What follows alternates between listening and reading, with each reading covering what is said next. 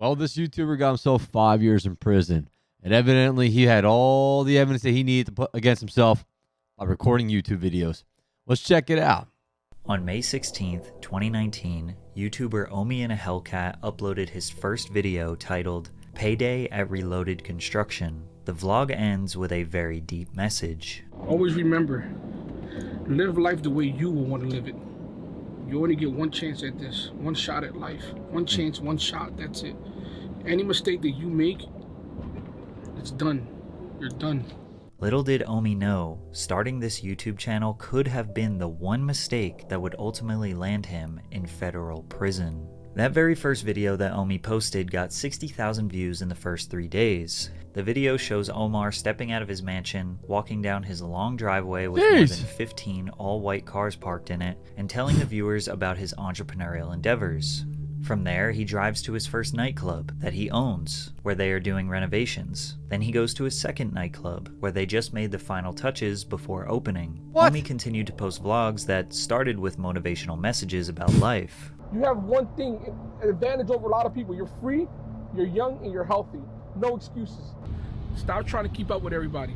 Stop going out buying Balenciaga. Typically, the middle of his videos would be him tending to his businesses, buying expensive clothes, jewelry, new cars, vintage cars, tour buses, and even houses. For a wildly successful man, he was relatable, down to earth, and kind, far from the narcissistic rich assholes we typically see on the internet. Within 2 months, he reached 100,000 subscribers. By the end of summer 2019, he had 300,000 subscribers. But every time he was asked about how he obtained his wealth, his answers were extremely vague. What do I do for a living?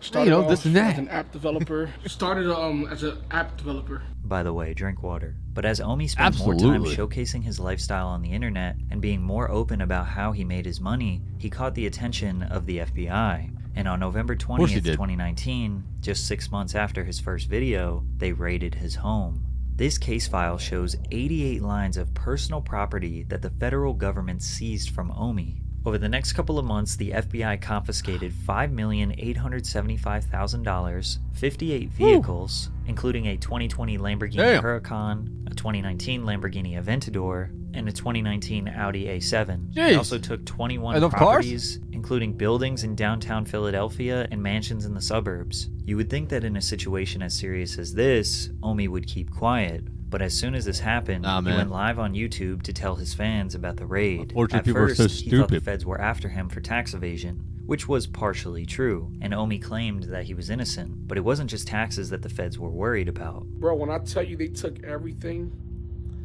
they took every SD card, every camera, every television in my house. Houses, IPTV is a gray area. You know, the Copyright Act hasn't been updated since the 1960s, and you know, I hit a fucking gray area and exploited it, and they just didn't like it. Omi thought he had found a loophole in the US copyright law and was exploiting it. Now, if at this point you're feeling extremely confused as to how this guy even got into this situation in the first place, this is exactly how his hundreds of thousands of fans felt. Ironically, once the feds raided him, that's when Omi started opening up about exactly how he made his fortune. Omi in a Hellcat, whose real name is Bill Omar Carrasquillo, operated a large-scale Internet Protocol Television, or IPTV, piracy scheme in which they fraudulently obtained cable television accounts and then resold copyrighted content to thousands of their own subscribers who could then stream or play back content. This piracy scheme all started on Kodi. Kodi is essentially just a media player that's available on any device. People use Kodi to watch videos, podcasts, movies, play games, listen to music, etc. However, Kodi doesn't make its own content. It's an open source streaming platform that anyone can make apps on. Because of this, it's mostly known for people who watch pirated or stolen content. Most people used Kodi on Amazon Fire Sticks. They would go on the Kodi app, install all their favorite networks, and stream content for free. But it's not that easy. A lot of these add-ons can be riddled with malware or just end up being bogus apps that don't work or stream low-quality content, which leads to people Googling things like best Kodi add-ons for free and searching through blogs to find out what apps are the most trusted, like The Crew or Daddy Live. Not only does researching and installing these apps take a little bit of technical skill, it also is just a lot of work. Around 2016, Omi was exposed to this and saw a huge opportunity. Omi would buy Amazon Fire Sticks for $40, jailbreak them, or install all the best and most trusted apps onto Kodi, then resell them for about $120 to $150 to his customers, essentially giving customers cable TV for a one-time fee. The reason we know this is because he had no problem telling people his scheme. And back when Kodi was popping, you know what I'm saying, I was one of the first ones doing Kodi sticks, and that's how I started making a lot of money. Buying these boxes from Amazon already preloaded and just reselling them for more money. I'll buy them for $50, sell them for $120, $150. Now I was selling thousands of Fire Sticks. I'm talking about a lot of Fire Sticks. In 2016, Omi said that he made $1 million flipping Fire Sticks. $1 million? That gave him enough money to fund his next piracy venture. Where do you even find all these customers? He's probably on Facebook Marketplace. Of dollars. By He's this on Facebook point, Omar Marketplace. was kind of a regular in the online piracy community, which is surprisingly large. I was a negative person in Kodi because I was like a wrestler. There was good guys and there were bad guys. I was the bad guy because that's how I got people's attention. He was known by the username Target in 1080p. His YouTube channel was very originally named Target in 1080p too, and featured videos of him discussing things in the IPTV space. One particular man named Dexter took a liking to him. Dexter was a developer and Omi was the financial backbone. End up on a table. Together, they made an app for Kodi called Gears TV, which was inspired by his favorite video game, Gears of War. Gears TV was Omi's all-in-one digital content package with some of your favorite shows like Game of Thrones, Better Call Saul, Twin Peaks, all of the major networks like ABC, ESPN, and Fox, channels that are only shown in the UK and Canada, and even more premium packages like NFL Sunday Ticket. Gears TV provided all of that content in 1080p resolution for as low as $15 per month. If someone were to pay for regular cable, it could cost them anywhere from $60 to $200 per month. But how was he able to do this? Essentially, what Omi did was purchase cable subscriptions from Comcast, Spectrum, Verizon, DirecTV, and Frontier Communications. These cable subscriptions come with a box that contains encrypted media. Omi purchased decoders from China to remove the encryption, then capture cards to download the content and send it to a server where it would be redistributed over the internet to his subscribers. Gears TV was cheap and provided way more value and content than any cable company could ever compete with, and word spreads fast in the IPTV community. Omi went from making $5,000 per week to $400,000 per week in just a few months. The indictment claims that in total, the defendants received more than $30 million in subscriber fees. Omi said he was still living in the hood of Philly at this point, and nobody knew the kind of money he was raking in. His first purchase was a 2016 Camaro SS 50th Edition, his dream car. Keep in mind, Gears TV was no small operation. They had large servers, customer service representatives, and the government did have their eye on these schemes. As it got more popular, the monthly price increased, which pissed off customers as their $15 per month turned into $20, then $30, then $40, getting closer and closer to regular cable prices. Omi sold his app to a private investment company in 2018 for a whopping $40 million. This was perhaps his most genius move because not too long after Gears TV, Omi used his large payout and expertise to build a new and improved app called Reloaded TV. This was everything Gears was and more, with a way better interface and higher quality content. Reloaded very quickly became one of the biggest apps in the IPTV space because of its great user interface and reliability. It's unclear what exactly happened to Reloaded TV. It seems like it wasn't around for very long, because in 2019, Omar abandoned the Target in 1080p name and changed it to Omi in a Hellcat. And he stopped talking about the IPTV space as a whole. He did this claims after selling it for $40 million. He should have been done. Cracking down on other apps similar to Reloaded. Now, is it possible that Omi's YouTube channel alerted the FBI? Not necessarily, but it didn't help his case. Anyone who is in the business of distributing media knows there are others trying to steal it, but Omi's YouTube channel promoting his own brand and attaching a face to the scheme just made it that much easier to identify the perpetrator. Bragging and flaunting his wealth could have pissed off look authorities. All the jewelry he's wearing. Yeah, holy crap, human. man. Maybe they did want to put him in his place a little bit. Maybe they were harsher on him than others to make an example out of him. In one vlog, Omi found out that federal agents boarded his flight to the Dominican Republic to make sure he wasn't trying to flee the country. But you have to remember that all of the information I just gave you, his audience didn't know about. They had no idea why the FBI was after him. They just knew Omi had to restart his life. Please continue to support this channel. I'm gonna stay strong. I'm gonna try to beat this shit. They broke me. They broke one of the strongest people I know, which is me. They broke me, but no one got me to this position.